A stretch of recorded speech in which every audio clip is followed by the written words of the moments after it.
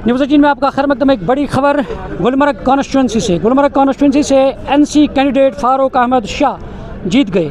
उन्होंने अपनी पार्टी के उम्मीदवार गुलाम हसन मीर को, जो साबिक वज़ीर भी रह चुके हैं, उन्होंने उनको हराया है।